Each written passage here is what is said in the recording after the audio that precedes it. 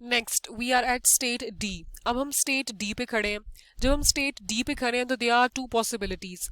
State D पे खड़े होने का मतलब क्या है? We have already received three bits of our sequence to be detected. 1101 bit जो हमने सीक्वेंस डिटेक्ट करना है उसकी पहली तीन बिट्स डी पे तभी हम पहुंचेंगे स्टेट पे बारी बारी जब हमें पहली तीन बिट्स सीन हो चुकी होंगी डी पे। तो इसका मतलब है डी स्टेट पे खड़े होने का मतलब है 110 of the sequence to be detected has been received. ये रिसीव्ड हो चुकी हुई है। अब अगली बिट स्ट्रीम पे जो बिट आई 110 तो ऑलरेडी सीन हो चुका है। तो they are two possibility, it does not match, it matches. जो चौथी बिट रिसीव होने जा रही है इनपुट बिट स्ट्रीम से, सपोज हमारे पास इनपुट 110 जो कि ऑलरेडी डी में मौजूद है, क्योंकि हम 110 होते हुए ही डी पे आए हैं। ठीक है, 110 तो रिसीव हो चुका है, ये तीन बिट्स रिसीव हो चुकी हुई है। अब अगली इनपुट बिट स्ट्रीम पे बिट रिसीव हुई है सपोज 0। अगर वो 0 रिसीव हो गई है तो हम कहाँ जाएंगे? It does not match. It does not match with what? With the fourth bit of our sequence. और हमारा सीक्वेंस क्या है? 1101। आखिरी बिट हमारे उस सीक्वेंस टू बी डिटेक्टेड की 1 है। Does it match with our sequence to be detected की last bit? No, it does not match. What we will do, we will from D, where we will move? C state, B state और A state? That is a question now. अब वही similar way में हम comparison करेंगे। Comparison कैसे करेंगे? जब भी हम आखिरी स्टेट पे होंगे तो हम हमारी जो इनपुट बिट आखिरी ये 0 रिसीव हुई है ना इधर, इसको कंपेयर करेंगे अपनी 1 बिट किसके साथ? अपनी 1 बिट स्टेट जिसपे 1 बिट रिसीव हुई है, इस पे 1 बिट रिसीव हुई थी ना, सीन हो चुकी है, इसके साथ हम इस लास्ट बिट को कंपेयर करेंगे किसके साथ? स्टेट बी के साथ। क्यों? क्योंकि स्टेट बी में ही 1 बिट रिसीव हुई है। ये वो स्टेट है जिसमें 1 बिट पक्की पक्की रिसीव हुई है। और we have to compare when we are at the last state of our state diagram, we will compare the last bit with this state. क्यों? क्योंकि इसमें ये एक वो ही वाहिद स्टेट है जिसमें 1 बिट है, क्योंकि C में तो देखिए 2 बिट रिसीव हो चुकी हुई है ना, तो लास्ट बिट इकलौती है जिसको हमने इससे कंपेयर करना है। इसको कंपेयर करें इसके साथ, ये मैच करता है? नहीं मैच करता। तो B से प्रीवियस स्टेट क्या है? B से प्रीवियस स्टेट है A, तो ये देखिएगा D मूव कर गई A पे। ठीक हो गया। If the last bit received does not match with this B, क्यों? बी के साथ ही क्यों मैच किया? क्योंकि बी हमारी वो वाहिद स्टेट है जिसमें सिंगल बिट रिसीव हुई है। और जब भी हम स्टेट डायग्राम की आखिरी स्टेट में होंगे तो हम उसकी लास्ट बिट का कंपैरिजन ही करेंगे, ये देखने के लिए कि हमने किस स्टेट पे रहना है। ईदर डी पे ही रहना है, डी से बी पे जाना है, सी पे जाना है या ए पे जाना है। तो हमने लास्ट बिट को कंपेयर किया बी के साथ, क्योंकि बी ही वाहिद वो स्टेट है जिसमें हमें 1 बिट रिसीव हुई है। इट डज नॉट मैच, तो इसका मतलब हम डी से बी पर मूव नहीं कर सकते, बी से प्रीवियस स्टेट पे मूव कर सकते हैं, and that is our A state. वो हमारी रीसेट स्टेट है। तो ये देखिएगा पर्पल डायरेक्शन से हमने इस पे मूव कर दिया। और इनपुट ओवर आउटपुट हमने क्या शो कर दी? इनपुट क्या रिसीव हुई है? अब हमें चौथी बिट इनपुट बिट स्ट्रीम में 0 रिसीव हुई है, तो यहाँ हमने x की वैल्यू 0 रख दी है। और चूंकि हमें z हमने अभी भी 0 रखा, ये बात साबित करते हुए कि we haven't received our input bit sequence, हमें नहीं रिसीव हुआ चारों बिट्स। अच्छा, अब दूसरी पॉसिबिलिटी क्या है? दूसरी पॉसिबिलिटी ये है वो मैच कर गया। मैच कर गया मतलब 110 तो डी में ऑलरेडी स्टोर्ड है, तो 110 तो ऑटोमेटिकली वही हो गया। लेकिन अब जो इनपुट बिट स्ट्रीम पे चौथी बिट मिलनी है, इट मैचेस विद आवर हमारी इनपुट टू बी डिटेक्टेड क्या थी? Sequence to be detected 1101। ये चौथी बिट इस चौथी बिट के साथ मैच कर गई है। अब ये तो आखिरी स्टेट है, तो हम किधर मूव करेंगे? अभी भी आपके पास rule remains the same. Take the last bit of this state, match it with the state जिसमें 1 बिट स्टोर है जो कि बी है। मैच कर गया, ये बी पे जंप मार गया, ये देखिएगा। एंड नाउ हमारी लास्ट बिट क्या रिसीव हुई थी? 1, जो कि इसके साथ भी मैच कर गई थी। इनपुट बिट स्ट्रीम की 1 रिसीव हुई, एंड अब z भी गौर कीजिएगा 1 हो गया। क्यों? क्योंकि हमें हमारी चारों बिट्स मिल चुकी हुई है डी स्टेट पे। कैसे? 110 तो डी में ऑलरेडी सीन हो चुका था, आखिरी बिट जो रिसीव हुई वो भी मैच कर गई, तो 1101 चारों बिट पूरी हो गई, तो ये हमने यहाँ z1 कर दिया। ठीक हो गया। ये बातें मैंने यहाँ लिख दी हुई हैं, अगर आपको सुनने में या कुछ किसी भी चीज में मिसअंडरस्टैंडिंग हो तो you can clear it in this way. In the last stage that is state D, compare the last bit received with the one bit state. One bit state कौन सी है? बी. हम सी के साथ मैच नहीं कर सकते क्योंकि सी में हमारी 2 बिट सीन हो चुकी हुई है. B has 1 bit in it. If it matches this state, then go to state B. ठीक हो गया. और Z भी 1 हो गया. क्यों? क्योंकि हमें चारों बिट रिसीव हो चुकी हैं.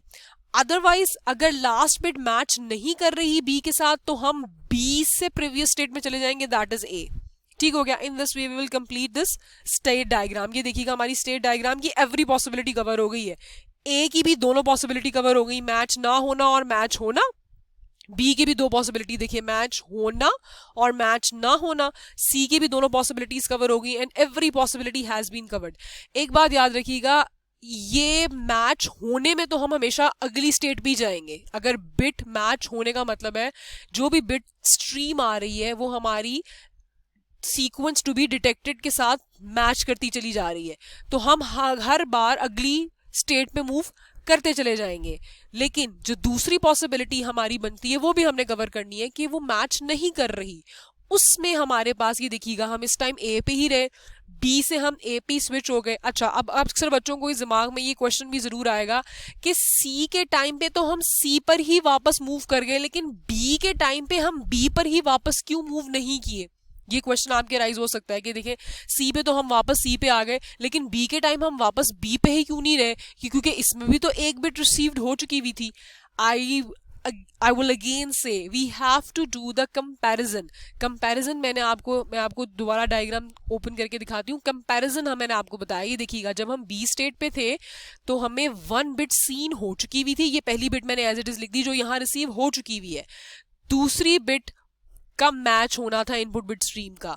दूसरी बिट अगर तो 1 आती है तो हम सी पे मूव कर गए, और अगर 1 नहीं आती है जो कि पॉसिबिलिटी बनती है दूसरी बिट 0 ही होगी ना, तो मैच नहीं करेगी.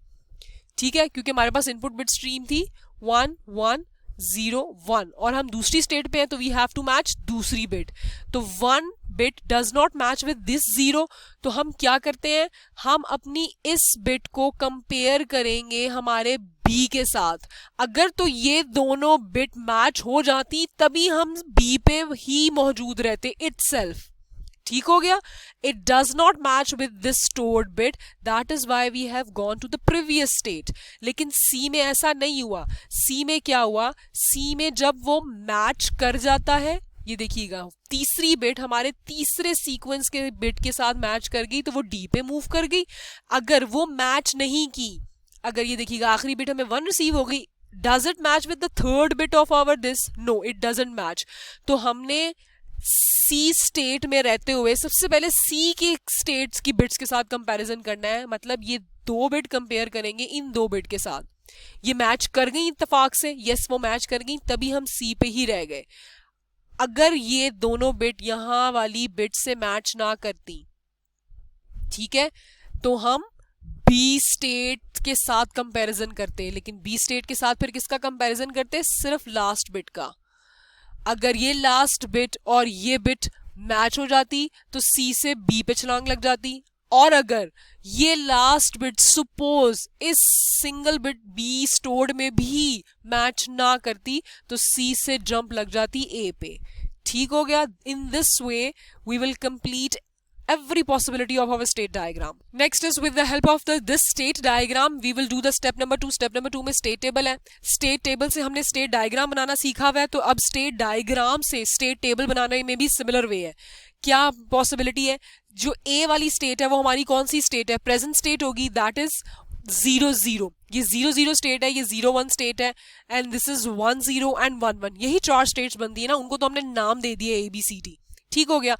तो प्रेजेंट स्टेट का हमारा टेबल बन गया. ए स्टेट की 0 0 और इनपुट की पॉसिबिलिटी दोनों कवर हो गई, 0 होना या 1 होना. ये मैंने आपको बात बताई है अभी कि एक स्टेट में there are 2 possibility, input either 0 है या ईदर 1 है. ये देखिएगा इनपुट ईदर 1 है या ईदर 0 है. तो स्टेट ए है 0 0 0 0 और इनपुट की ये दोनों पॉसिबिलिटीज यहाँ मेंशन हुई हुई है. इसी तरीके से बी स्टेट 0 1 0 1, इनपुट की 2 पॉसिबिलिटीज बी स्टेट में कवर हो गई. सी स्टेट इज 1 0 1 0, इनपुट की 2 पॉसिबिलिटीज कवर हो गई. एंड डी इज 1 1 1 1 स्टेट जिसमें इनपुट की 2 पॉसिबिलिटीज कवर हो गई. हमने दोनों पॉसिबिलिटी कवर की ना, ईदर ईदर बिट 0 आती है और ईदर बिट 1 आती है, ठीक है। स्टेट टेबल का प्रेजेंट स्टेट एंड इनपुट का कॉलम बन गया। अब हमने नेक्स्ट स्टेट का बनाना है। नेक्स्ट स्टेट हमें ये जो एरो हेड है वही बताता चला जाएगा कि हम नेक्स्ट स्टेट पे हैं। सबसे पहले हमारी ए स्टेट है 0 0 0 0 मीन्स हम ए स्टेट पे हैं, ए स्टेट पे मौजूद है। इनपुट इज 0, अगर इनपुट 0 है तो हमने स्टेट डायग्राम में इनपुट कहाँ 0 शो की हुई है, दिस इज 0, ये 0 है। तो 0 इनपुट कब शो है, जब वो इटसेल्फ ए पे ही वापस आ गई, तो नेक्स्ट स्टेट हमारी क्या आ गई, 0 0 ही आ गई। अब दोबारा दूसरी पॉसिबिलिटी, हम स्टेट 0 0 पे ही हैं और अब हमारी इनपुट 1 है, तो हम ए स्टेट पे ही हैं 0 0 स्टेट में, और इनपुट अब हमारी 1 है, तो इनपुट 1 हमारी 1 कहाँ है, ये हमारी 1 है। तो जब हमारी इनपुट 1 हो रही है तो हम किस पर स्विच हो रहे हैं, हम बी स्टेट पे स्विच हो रहे हैं, और बी स्टेट इज 0 1, ये देखिएगा कॉलम नंबर 2, ये 0 1 बी स्टेट पे हम स्विच हो गए। किस कंडीशन में स्विच हो गए, जब x हमारा 1 है एंड z हमारा 0 है, ठीक है। अगली पॉसिबिलिटी, अब हम बी पे आ चुके हैं, अब बी की भी दो पॉसिबिलिटीज है, either input is 0 either input is 1, 0 1 0 1, ये बी की दो कंडीशंस पॉसिबिलिटीज है। अब हम बी पे खड़े हैं, तो बी पे अगर तो इनपुट 0 है, ये देखिएगा अगर तो इनपुट 0 है तो हम किस पे मूव कर रहे हैं, अगर इनपुट 0 है तो हम ए पे मूव कर गए, ये देखें इनपुट 0 तो हम ए पे मूव कर गए। तो हमने यहाँ बात कर दी कि जी अगर हम 0 1 बी स्टेट पे हैं और x इज 0 तो हम 0 0 ए वाली स्टेट पे मूव कर गए, एंड z इज ऑल्सो 0 जो कि यहाँ भी लेबल हुआ हुआ है। सिमिलरली अब b की दूसरी पॉसिबिलिटी, बी स्टेट पे ही हम खड़े हैं, 0 1 is the B state, input अब हमारी 1 है, अगर हमारी इनपुट हम बी स्टेट पे हैं, 0 1 स्टेट पे हैं, ये 0 1 स्टेट है, और हमारी इनपुट 1 हो गई है, इनपुट हमारी ये है, तो हम किस स्टेट पे स्विच कर गए, हम सी पे स्विच कर गए। तो हमारी नेक्स्ट स्टेट क्या बन गई, 0 1 बी वाली स्टेट है, इनपुट 1 है, इनपुट 1 है, तो हम सी पे स्विच कर गए, तो ये देखिएगा सी आ गया, सी इज आवर 1 0, ठीक है। सिमिलरली आपने ये पूरा टेबल इस फ्लो डायग्राम के थ्रू बना लिया टिल लास्ट डी तक। डी में ये देखिएगा आखिरी पॉसिबिलिटी डी की है 1 1, हम डी पे खड़े हैं, अगर इनपुट 1 है तो हम डी पे कहाँ हैं, अगर इनपुट हमारी 1 है तो हम डी पे अगर खड़े हैं और इनपुट हमारी ये देखिएगा 1 है तो हम मूव करके बी पे, और बी स्टेट कौन सी है, बी स्टेट इज 0 1, ये देखिएगा 0 1। अब इसमें हमारी एक्स भी इनपुट 1 है और वाई भी 1 है, और ये देखिएगा एक्स भी इनपुट 1 है और वाई भी इनपुट 1 है। In this way we will fill up our state table. ये पूरा थॉरली स्टेट टेबल हमारा बन गया। हमें पता है स्टेट टेबल में प्रेजेंट स्टेट्स होती हैं जो कि फ्लिप फ्लॉप की आउटपुट होती हैं, जिसको मैंने इस टाइम Q0 एंड Q1 का नाम दिया है। इनपुट एक्स होता ही है, एंड इनपुट एक्स होता ही होता है। नेक्स्ट स्टेट क्या होती है, वो भी फ्लिप फ्लॉप की आउटपुट्स ही होती हैं, और आउटपुट वाई हमारा Z होता ही होता है। ये एनालिसिस की तरह का जो हमने स्टेट टेबल बनाया था, एक्चुअली ये एग्जैक्टली वैसा सही टेबल बन रहा है अगर आप गौर करें। नाउ अभी भी हमारी डिजाइनिंग कंप्लीट नहीं हुई है, क्यों, क्योंकि अभी हमने लॉजिक डायग्राम बनानी है। लॉजिक डायग्राम के लिए हम इस स्टेट टेबल से के मैप्स बनाएंगे। के मैप्स किस किस चीज़ों के लिए बनाएंगे, हम के मैप बनाएंगे हमारे हर रिस्पेक्टिव, ये न्यू स्टेट के लिए देखिएगा, इस न्यू स्टेट के लिए Q0 प्लस के लिए हमने के मैप बनाया। You are very well aware of how to make the K maps and how to do the grouping. ये पूरे कॉलम्स का हमने के मैप बनाया। हमें Q0 प्लस मतलब मैंने फ्लिप फ्लॉप नंबर 0 की नेक्स्ट स्टेट पता कर ली, फ्लिप फ्लॉप नंबर 1 की नेक्स्ट स्टेट पता कर ली थ्रू अ के मैप, उसकी इक्वेशन पता कर ली, एंड देन आउटपुट Z ये भी मौजूद है यहाँ, आउटपुट Z है, इसका मतलब है किसी ना किसी इन दोनों आउटपुट्स ने आपस में कंबाइन भी होना है। तो क्योंकि Z मौजूद है तो Z की भी मैंने के मैप के थ्रू इक्वेशन मालूम कर ली। And now we will make the logic diagram. Logic diagram बनाने के लिए how many flip flops do we require, सबसे पहला क्वेश्चन ये है। और ये वाले सवाल के कौन सा type of the flip flop, वो मैंने आपको पहले ही बोल दिया। ये एग्जाम्पल अभी हम डी फ्लिप फ्लॉप के साथ कर रहे हैं ताकि सिंपल सा क्वेश्चन रहे फिलहाल हमारी अंडरस्टैंडिंग के लिए, ठीक हो गया। और प्रेफर कीजिएगा कि अगर आपको स्पेसिफिकेशन ना गिवन हो डिजाइनिंग में, तो रिस्ट्रिक्ट ना किया गया हो कि ये फ्लिप फ्लॉप यूज करें, तो आप डी फ्लिप फ्लॉप ही यूज करें। How many flip flops we will use, we know this formula 2 raised power n is equal to number of states where n represents the number of flip flop। तो अगर हमारे पास कितनी state थी, A B C D, 4 state थी, तो 4 state कैसे बनेंगी, 2 raised power what will make it 4 state, 2 raised power 2 will make it 4 state। तो इसका मतलब है this 2 represents number of flip flop, 2 D flip flop use होंगे। और डी फ्लिप फ्लॉप की कैरेक्टरिस्टिक इक्वेशन हमें पता है, this is our characteristic equation of our D flip flop which means next state is equal to D. तो can we write कि our ये next state is actually equal to our D0 and D1 हमारी flip flop की inputs. Characteristic equation कहता है जी कि from equation 4 shows के इक्वेशन 4 से हम इक्वेशन 1 एंड 2 को ऐसे लिख सकते हैं, yes our next state is equal to D flip flop की